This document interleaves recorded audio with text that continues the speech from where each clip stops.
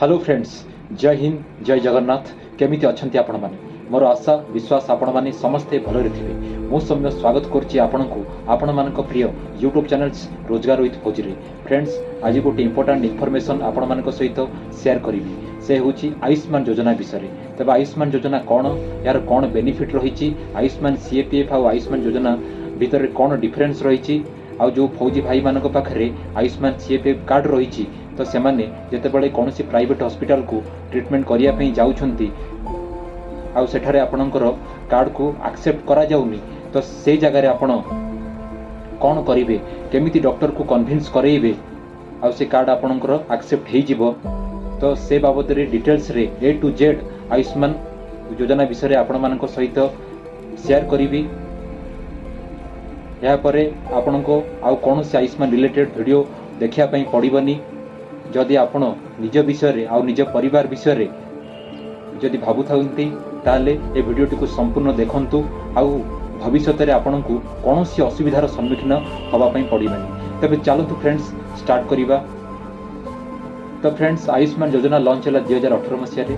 तो जो परिवार पाखरे बीपीएल कार्ड रहिछि तो से परिवार को 5 लाख टंका पर्यंत फ्री चिकित्सा कोनोसी आयुष्मान एम्पानेल्ड हॉस्पिटल रे ट्रीटमेंट कराई परिवे। तो आयुष्मान एम्पानेल्ड हॉस्पिटल माने से हॉस्पिटल रो आयुष्मान योजना सहित टाई अप रहिछि। तार ठीक 3 वर्ष परे 23 जनवरी 2021 रे आयुष्मान सीएपीएफ योजना लॉन्च हैला। तो सीएपीएफ माने सेंट्रल आर्म पुलिस फोर्स रो जो जवान भाई माने अछंती, बीएसएफ हो, CISF, CRPF, ITBP, NIA, Assam rifles और मोर फौजी भाई माने अछंती, तो सेमानक परिवार पई भी गवर्नमेंट डिसीजन नेला तांको पई भी गोटे कार्ड इश्यू करिवो। तो से कार्ड रो केते लिमिट, तो फ्रेंड्स एठी मु कहि दे पई चाहे जे आपण पाखरे जो आयुष्मान सीएपीएफ कार्ड एबे रहिछि तार कोनोसी लिमिट नाही। अर्थात 10 लाख, 15 लाख, 50 लाख, 1 कोटी टंका पर्यंत भी आपण निजर आ निज परिवार ट्रीटमेंट करई पारिबे। तो एथर क्लियर हेले जे मोर केते भाई माने भाबुथाई पारंती एबे जी 5 लाख टंका पर्यंत आम कार्ड रे भी अछि, किंतु कोनोसी लिमिट नाही। तो ये होची मेजर डिफरेंस आयुष्मान सीएपीएफ आ आयुष्मान भारत योजना भितर। तो आयुष्मान योजना आसुची पीएमजेएवाई अर्थात प्रधानमंत्री जन आरोग्य योजना आ हमर स्पेशल जो भाई माने सीएपीएफ रे जॉब करूछंती, सर्विस दउछंती, तो से मानक पई।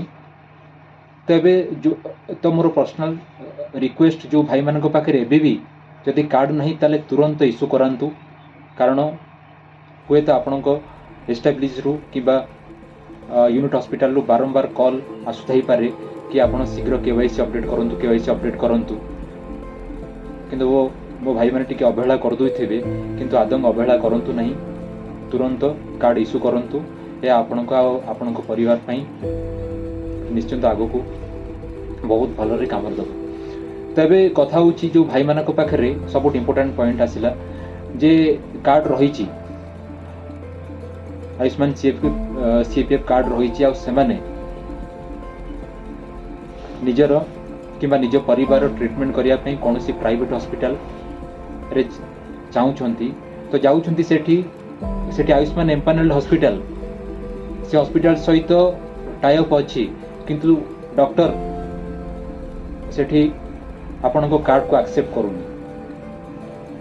तो से कार्ड को एक्सेप्ट करूनी एथि पई जे से कहूची जे आपण आखपाख यूनिट हॉस्पिटल रु जाइकी रेफरल करके आनंतु। तो आपण भाबुथिबे सपोज आपण भुवनेश्वर रहउछंती, आपण भुवनेश्वर रे कोनसे अपोलो हो, आम्बरी हो किबा सम हॉस्पिटल रे ट्रीटमेंट करिया पई चाहूछंती, तो सेठी आपण आखपाखर जदि कोनसे सीएपीएफ यूनिट हॉस्पिटल हो अछि सेठू से डॉक्टर ठारू आपण जाइकी रेफरल करके आनिया पई पड़िबो। एटा 100% ये होची रेफरल केस रे आपनको करिया पई पड़िबो। किंबा आपण निजर डिस्ट्रिक्ट हॉस्पिटल रु भी आनी परिबे। आउ आपण देखिथिबे जे आपनको सदर हॉस्पिटल रे गोटे 2टा डॉक्टर बसथिबे, सेठी भी आपण जाइकी रेफराल करके आनी परिबे। तो ये थिला रेफराल केस रे। तो टिके आपन को मेहनत करिया पे पड़िबो, किंतु जते बेला आपन जिबे से तो यूनिट हॉस्पिटल तो आराम से मिल जिवो। जदि आपन पाखरे जदि कौन यूनिट ये हॉस्पिटल थाए, किंतु जहाँ पाखे यूनिट हॉस्पिटल नथिबो पाख पाखरे तो से माने कोन करिवे, से माने जिबे डिस्ट्रिक्ट हॉस्पिटल को जिबे। एबे से डिस्ट्रिक्ट हॉस्पिटल रो जो डॉक्टर थिबो, गवर्नमेंट डॉक्टर बसथिबो, से आपन काहे की दबो। हाँ, इमरजेंसी केस रे आपन को रिफरल करिया पे पड़िबो। तबे इमरजेंसी केस एठी दीटा रहिछि। जदि आपन को माता पिता को 75 वर्ष रु अधिक होइथिबो ताहले आपन इमरजेंसी केस रे तांकर जहाँ भी किछि हेल्थ इश्यू हैला ताला आपन जाई कि प्राइवेट हॉस्पिटल रे ट्रीटमेंट करई परिबे। सेठी आपन को रेफरल करिया पे पड़िबोनी। आउ केस रे हठात किना आपन को किबा आपन को वाइफ रो किबा पिला रो कोनोसी हठात किना कोनोसी प्रॉब्लम हैला, राति रो सोई थिबे हार्ट प्रॉब्लम किबा जहाँ भी किछि प्रॉब्लम हैला, तो से केस रे आपन इमरजेंसी केस रे जीवो। से केस रे आपन कोनोसी प्राइवेट हॉस्पिटल रु एम्पानल हॉस्पिटल रु करि परिबे, ट्रीटमेंट करि परिबे। किंतु कथा होची जदि आपन स्वास्थ्य अवस्था सामान्य ठीक लागुनी तो आपन चाहूछन जे मु मोर ट्रीटमेंट किबा मो परिवार जो डिपेंडेंट पर्सन अछि ताकर ये ट्रीटमेंट आयुष्मान एम्पानल हॉस्पिटल माध्यम रे करि, प्राइवेट हॉस्पिटल रु करि, ताले से जगह रे से आपन को रिफरल मागुची। तो रिफरल आपन पाखरे यूनिट हॉस्पिटल नाही, तो आपन जीव डिस्ट्रिक्ट हॉस्पिटल को सेठी डॉक्टर बसथिबो, गवर्नमेंट डॉक्टर, तो सी आपन काहे करिवो। तो एटा इंपोर्टेंट कथा सुनंतु, आपन तांको केमिति कन्विंस करेबे। तो आपन से डायरेक्ट कहि परिबेनी जे मु अपोलो कि आम्बरी कि सम हॉस्पिटल रे